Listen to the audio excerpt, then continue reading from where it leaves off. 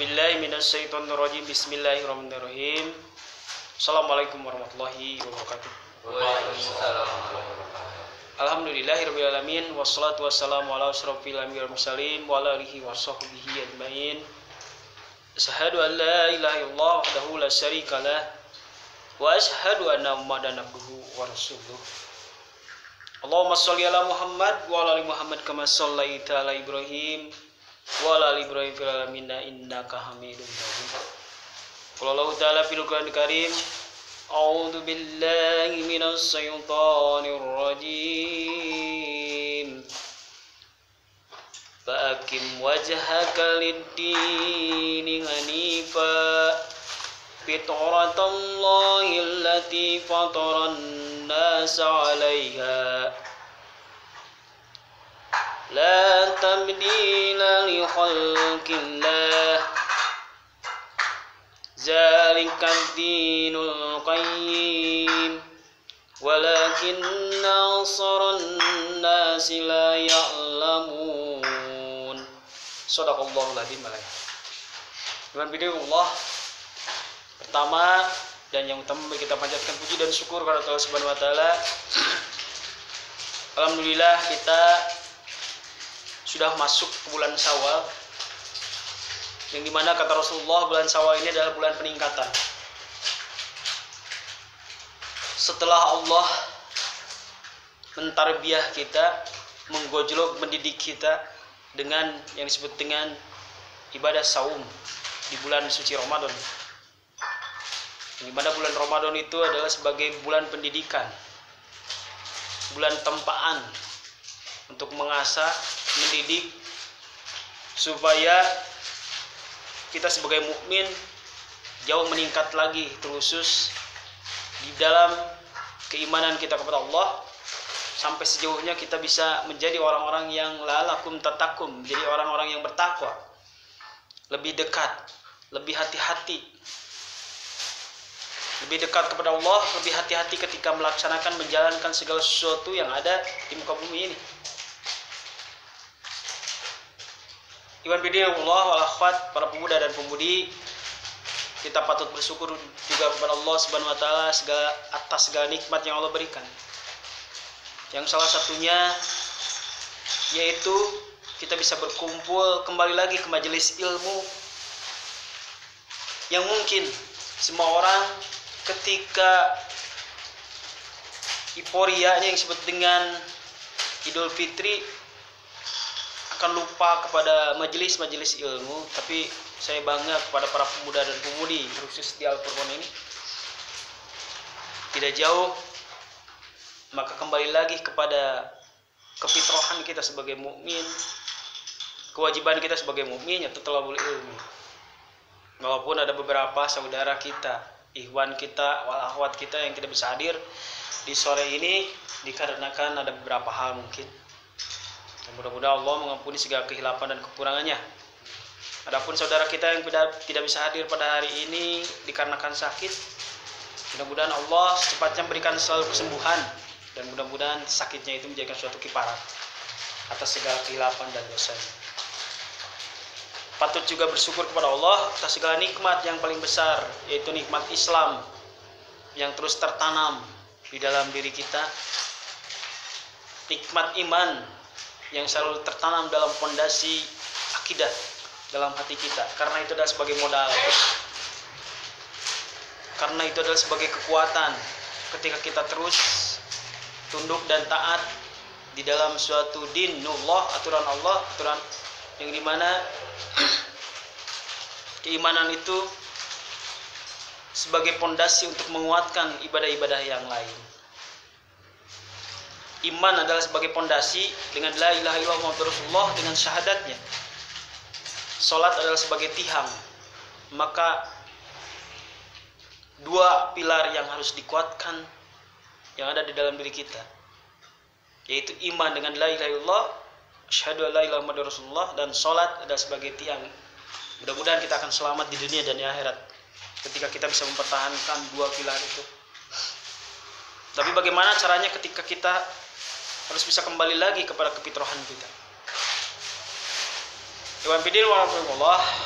Tidak lupa salawat serta salam semoga tercurah dan terlimpahkan kepada junjungan kita Nabi besar Nabi Muhammad Shallallahu Alaihi Wasallam, kepada keluarganya, kepada para sahabat serta para pengikutnya sampai kita semua.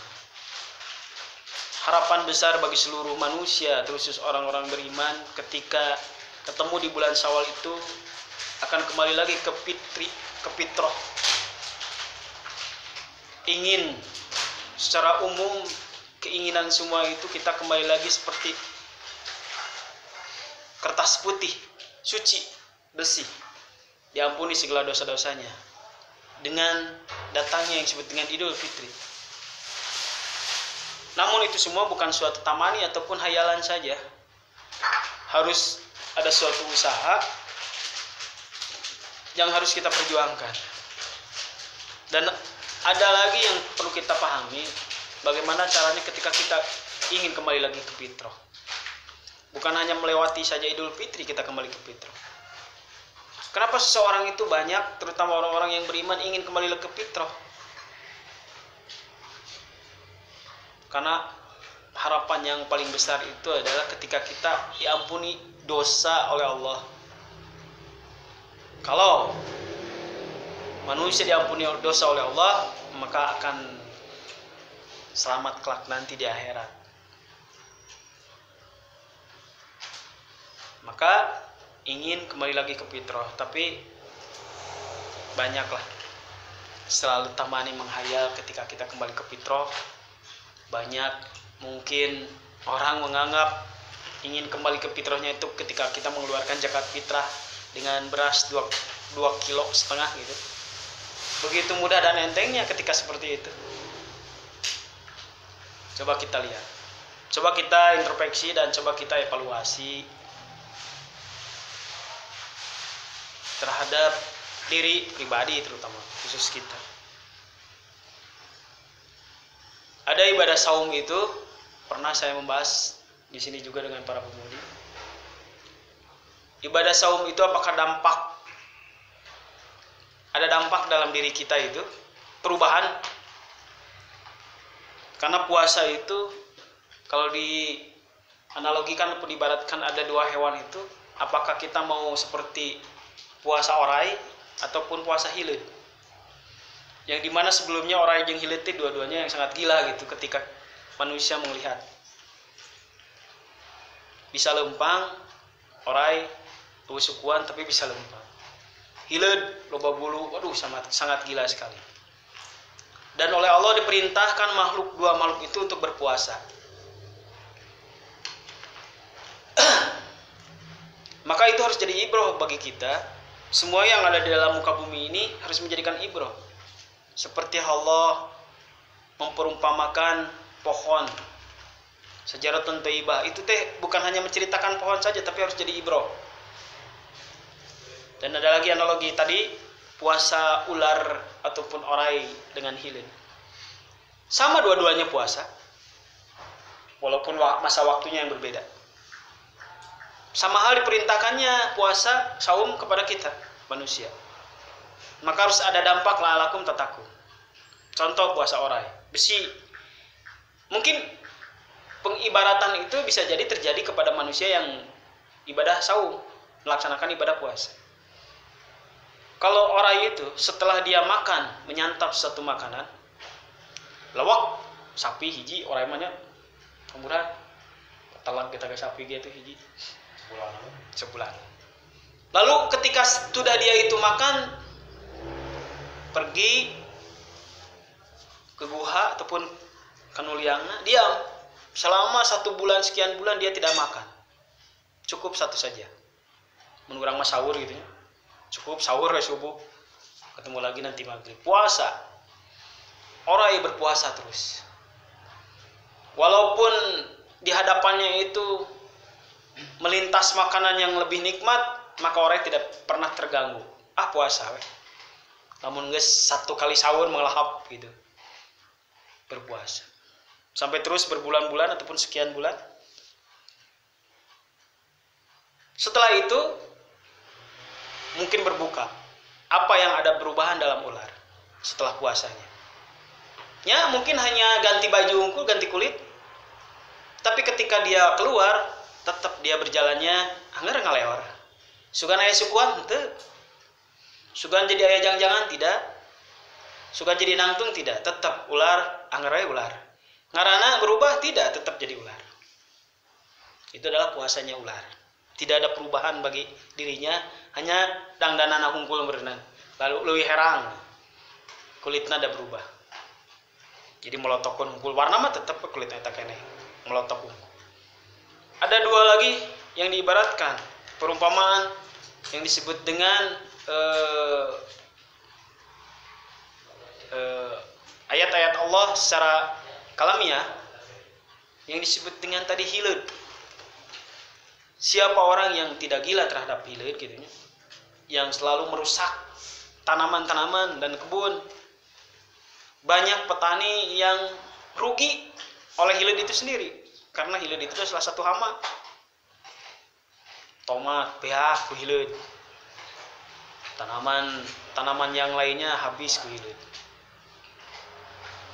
Tapi ketika si hileud itu diperintahkan untuk berpuasa oleh Allah, setelah dia menyantap makanan gitu, menghabiskan, berpuasa menjadi kepompong sekian bulan mungkin. Setelah dia berbuka, maka ada suatu perubahan dari hileud itu di dalam kepompong itu, dia itu terdiam sekian bulan, tidak makan, tidak minum, tidak melakukan aktivitas duniawi. Hileud cicing we di jero kepompong gitu. Coba telah dan lihatlah di YouTube berapa lama hileud ketika diam di dalam kepompong. Dia itu tidak makan, berpuasa. Berpuasa dalam hal segalanya. Hal duniawi, tidak berhubungan, tidak bercinta gitu. Dek pepangi jeung kabogoh nanti berpuasa. Ternyata telah ditadrib ataupun ditarbiyah oleh Allah, hileud itu setelah berbuka maka ada banyak perubahan. Asalna leumpangna uyek-uyekan gitu, ngagarayam. Ternyata dia berkaki dan berubah bentuknya juga jadi kupu-kupu dan hiber. Lempangna gitu karepan jadi hiber. Dan siapapun yang mengatakan bahwa kupu-kupu itu sangat indah. Kupu-kupu gila tapi indah kupu-kupu. Beda jeung papangi jeung cucungu gitu. Tapi jeung kupu-kupu mau gitu indah benar. Tapi itu banyak perubahan. Maksudnya itu Allah itu memperumpamakan yang ada di alam sekitar ini kepada kita. Puasa kita itu apakah seperti orang gitu? Kamari orang berpuasa, anggar keneh we kieu. Maksudnya itu bukan wujudnya, tapi keimanan kita kepada Allah. Apakah kita ada perubahan yang dimana ketika sebelumnya sholat kita itu selalu kesiangan, jadi berubah mungkin awal waktu dalam sholatnya. Yang dimana ketika kita sholat selalu di rumah mungparid, berubah menjadi sholat berjamaah di masjid, memakmurkan masjid. Mungkin di sini rumahnya berbeda-beda, ada yang dia keluarga dan yang lain-lain. Mungkin di setiap daerahnya itu pasti ada banyak masjid dan ada masjid yang terdekat di rumah. Yang biasa sholat subuhnya itu siang, jadi sholat subuhnya itu di masjid di dekat rumah. Maksimalkan itu ada perubahan. Lain kudu berubah orang jadi jangan-jangan siga hileud kudu, tapi perubahan dalam sikap keimanan kita kepada Allah. Iman billah, yang dimana kita jauh-jauh ketika untuk sholat qiyamul lail ataupun sholat tahajud dididik oleh Allah dengan yang disebut dengan sholat taraweh, maka kita terbiasa dengan sholat malamnya, bangun sebelum subuh, walaupun kita hanya menyempatkan sholat 2 rakaat saja gitu, tidak sempat 11 rakaat, tahajudnya 2 rakaat kenaon. Ditutup dengan 1 witir, kita berusaha dan maksimalkan. Kang tenang tidak apa-apa. Minimal sholat tahajud itu adalah 2 rakaat. Makanya 2 gitu ya. Kalau menjelang fajar maka tutup dengan 1 witir saja. Mesti terkabul. Sholat tahajud ada batasnya? Tidak ada. Cuma Rasulullah itu selalu menjalankannya walaupun di bulan suci Ramadan, walaupun di bulan apapun, selalu 11 rakaat. Nah, Allah itu adalah suatu perubahan ketika kita itu dididik oleh Allah di bulan suci Ramadan. Itulah mudah-mudahan banyak perubahan pada hari ini di bulan Syawal, karena kata Rasulullah bulan Syawal ini adalah bulan peningkatan. Asalna baheula urang ngaji teh soranganan di Al-Furqan ngajak babaturan. Meureunna babaturan urang hayang ngaji teh ataupun hayang mencari ilmu, cuman era berikan jalan oleh kurang. Maka itu yang disebut dengan dakwah. Dakwah itu tidak selalu seperti Kang Asda hari ini, tukudu siga Kang Burhan. Tapi ketika kita mengajak teman-teman kita yang ada di lingkungan kita, mengajak hayu orang ngaji, itu dakwah namanya. Karena yang disebut dengan dakwah itu bisa mampu dengan lisan, bisa mampu dengan tangan, bisa mampu dengan kekuasaan, bisa mampu dengan akhlak gitu. Lebih hebat itu yang disebut dengan dakwah bilhal, dengan akhlak kita mengajak, itu dakwah. Dan kata Allah, orang yang berdakwah itu insya Allah akan dimakmurkan dunia dan akhirat. So, ajak rekan-rekan dan saudara kita untuk bertolabul ilmi. Karena banyak orang yang ketika menjalankan ibadah, sholat, puasa, wudu, ibadah-ibadah ritual, tapi karena dia itu hanya mengikuti orang saja, tidak mencari ilmunya, banyak kekurangan dan kesalahannya, banyak salah pahamnya. Sholatnya itu banyak kekurangannya karena dia itu hanya mengikuti saja dan desakan dari orang tua gitu, sholat tapi tidak tahu ilmunya. Ibadah yang disebut dengan wudu saja banyak kekurangannya. Coba kalau kita ibadah sering thalabul ilmi, mungkin kita akan bahas tentang toharoh, bebersih, berwudu, sampai sejauhnya kita belajar tentang mandi janabat, mandi junub. Aduh, satulah. Apalagi usia 15 tahun ke atas itu udah dewasa, udah mimpi gitu lah ya. Itu kan bagaimana cara ketika wudu? Apakah mandi biasa, pakai sampo? Kan tidak seperti itu. Apakah kudu pakai sampo ya? Mandi biasa we kan seperti biasa? Ya tidak. Yang disebut dengan mandi janabat, mandi junub itu adus gitu, mencek bahasa Jawa. Itu kan ada rukunnya, seperti halnya kita wudu. Apa bedanya tamas dengan wudu? Sarwa-sarwa ngebasuh muka, tapi ente kan wudu itu kan ada rukunnya. Pertama A, B, C, D gitu kan. Beda jeung tamas, udang sare tamas. Tidak jadi pahala tamas. Tapi wudu akan menjadikan suatu nilai pahala. Sama ketika kita adus pun sama, harus ada yang disebut dengan rukunnya, maka kudu ngaji. Insya Allah nanti secara fikih kita belajar. Itu rujukannya dalam surat Al-Maidah ayat 6. Amun urip sholat maka kita bertoharoh. Di mana eta teh ayana? Di pengajian. Saya mah di YouTube kan. Aing ngaran YouTube ataupun di hal-hal lain mah kalau tidak dibimbing kita bisa jadi salah paham. Itulah pentingnya yang disebut dengan thalabul ilmi. Paham? Iwan billah. Mudah-mudahan di bulan suci ataupun di bulan Syawal ini menjadikan betul-betul bulan peningkatan bagi kita.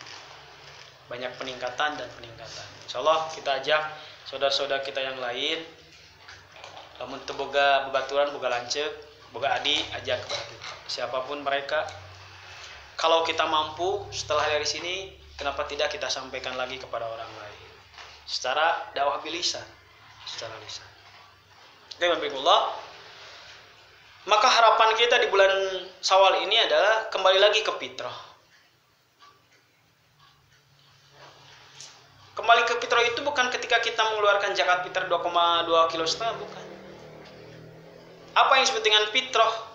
Kalau di dalam surat Ar-Rum ini fitrah itu adalah dinul Islam. Islam itu adalah fitrah, agama yang dibawa oleh kita semua sejak lahir ataupun di alam kandung. Di alam ruh itu, di alam lahir, ketika kita lahir itu sudah membawa yang disebut dengan kefitrahan kita. Agama fitrah itu Islam. Maka yang disebut dengan fitrah, kembali ke fitrah itu adalah kembali kepada Islam, kepada din. Maksudnya itu kita harus lurus kepada agama dinullah, aturan Allah, kepada kefitrahan. Namun orang yang kembali lagi ke fitrah, maka kembali lagi kepada dinullah. Bukan berarti kita keluar daripada agama Allah, bukan. Mungkin setelah sekian tahun, sekian bulan kita luak leo kaditu, luak kadieu gitu nya, meninggalkan sholat, meninggalkan yang lain, maka kita lurus lagi kepada dinullah, agama Allah, maka itu yang disebut dengan fitrah. Kembali lagi ke fitrah itu adalah kembali kepada agama yang kuat, agama Allah. Bukan berarti kita keluar kepada Allah, tapi lurus. Wajhaka lidini, hadapkanlah wajahmu yang lurus. Bagaimana caranya? Maka yang di dalam diri kita dalam keislaman itu ada yang disebut dengan mikot namanya. Pemberangkatan dalam menjalankan dinul agama Islam. Kapan kita berangkat pertama ketika kita menjalankan? Kapan kita kembali ke fitrah lagi? Yang disebut dengan mikot kita. Awal pemberangkatan. Kuatkan dalam diri, pada waktu itu saya mulai awal mencukur mah hijrah na orang gitu ya. Mulai tobat na orang gitu. Kan orang itu setelah dilahirkan oleh Allah, dilahirkan ke muka bumi ini, diciptakan oleh Allah, lahir itu membawa agama Allah. Tapi kan setelah lahir itu orang teu bener kabeh, teu bener terus, pernah berbuat dosana. Makanya kita harus kembali lagi, mengawali lagi yang disebut dengan mikot. Aya nu usianya mulai 15 tahun, 18 tahun, berbeda-beda mungkinnya. Karena hidayah itu datangnya kepada kita itu petunjuk tidak sama dengan semuanya sama, itu sesuai dengan usia sekian Allah memberikan hidayah kabeh henteu. Aya nu tereh maot bisa, aya nu sekolot, nu aki-aki, ada yang masih pemuda gitu kuat, maka Allah tunjukkan hidayah. Model para iwan pilihumullah ya sudah ditunjukkan hidayah. Tinggal kita mempertahankan kefitrahan kita, hidayah kita yang dimana Allah pernah titipkan kepada kita di alam ruh ketika lahir. Tah mana itu Islam? Ada pertanyaan dalam diri kita, Kang, perasaan bahwa lama Islam dah kayak saya mah terubah-ubah Islam. Ngan kelakuan orang tuh Islam gitu. Nyaman. Betul bahwa saya itu tidak pernah meninggalkan agama Islam dari bawah lagi jadi Kristen, Yahudi ente. Tapi kelakuan orang berubah. Kelakuan orang pernah itunya lepas daripada agama Islam. Aya nu tara salat agama naon eta? Daya yang namanya Islam itu adalah orang-orang yang selalu mendirikan salat. Seperti halnya kieu. Pastilah para pemuda dan pemudi di sini pernah meninggalkan salat malah sakumaha horeamna gitu, sakumaha sasoleh-solehna ge. Baelah daun. Si mama jeung si bapa ieu da teu moal apaleun. Itu kan intinya mah salat untuk orang tua. Ketika Rasulullah hijrah ke Mekah, ke Madinah, ya, iya di sejarah. Jadi Rasulullah itu orang Mekah, tahu itu Mekah, nu aya Ka'bah, tuh Mekah. Masjidil Haram adanya di Mekah. Itu teh peninggalan para nabi terdahulu. Ka'bah itu dibangunnya itu bukan oleh manusia, oleh malaikat, ada di dalam sejarah. Dititipkan Nabi Adam pernah tinggal di sana sampai sejauhnya Nabi Ibrahim. Ismail pernah tinggal di sana, lahirnya bukan di sana Ismail itu. Ismail dan Siti Hajar itu ibunya, istri yang kedua dari Ibrahim itu, setelah lahir ditinggalkan di sana dan Nabi Ibrahim berdakwah lagi ke daerah Irak. Itu Mekah. Dan Nabi Muhammad pun lahir di sana. Pada waktu itu ada yang disebut dengan suku Quraisy, orang-orang Quraisy. Di sana banyak suku-suku gitu, banyak keturunan-keturunan lain, kayak Hisam dan lain-lain. Rasulullah lahir di sana. Sebelum Rasulullah itu lahir ke muka bumi ataupun di sana, jadi dilahirkan gitu. Itu orang-orang yang ada di Mekah itu Ka'bah udah ada ya. Itu orang-orangnya itu jahiliyah. Oleh Nabi Ibrahim bahwa Mekah itu, Ka'bah itu sebagai center untuk beribadah kepada Allah, agama tauhid, Islam tetap Nabi Ibrahim itu menjadikan suatu baitullah, rumahnya Allah dan center pusat. Oleh Nabi Ibrahim diajarkan yang disebut dengan tawaf, berputar gitu, beribadah kepada Allah dan lain-lain. Tapi oleh orang-orang keturunan kesininya, orang-orang Quraisy seperti Abu Jahal, Abu Lahab dan lain dan CS-nya itu dirubah ibadahnya teh. niat nama ke Allah tapi dirubah gitu. Ibadah nanti berubah. Aya top nanti sampai ke beligir ketika menyembelihan kudu nyembelih hewan kalaka seorang anak perempuan disembelihan baheula makana hina gitu. Ketika zaman Nabi Muhammad sebelum lahirlah Nabi Muhammad, dan setelah dewasa Nabi Muhammad itu meluruskan lagi, mengembalikan lagi seperti tadi, mengembalikan dalam seperti surat An-Nur, kembalikan lagi semua manusia itu kepada din yang hanif, agama Allah, kepitrohannya. Muncul orang mang, da itu teh mang yang Nabi Muhammad, mang kabeh mang itu Abu Jahal Abu Lahab teh mangna. Mang hayu orang kembali lagi ke pitrohan, kepada kepitrohan kita yaitu agama Allah. Maka cek mang teh mana emang ngahayal cenah. Naon ngaku-ngaku nabi, ngaku-ngaku rasul. Maka Nabi Muhammad pada waktu itu tuh berdakwah menyampaikan kepada saudaranya, kepada lainnya, karena merasa bahwa pamannya itu Abu Lahab dan lain-lain itu, bahwa Nabi Muhammad itu adalah seperti halnya membawa agama baru dan merasa menentang terhadap agama yang karuhun gitu, agama leluhur, padahal Nabi Muhammad ingin meluruskan, maka diusirnya itu ke Yasrib namanya. Mencuk orang mah antara Bandung dan Surabaya gitu. Ke Yasrib. Namanya itu Madinah kalau sekarang. Ada Mekah, ada Madinah. Jadi ulah halina sadongeng ukul Mekah Madinah teh mana itu beda kota. Mekah, Madinah. Yasrib namanya. Maka Rasulullah itu diusir. Diusir itu maksudnya karena tertindas.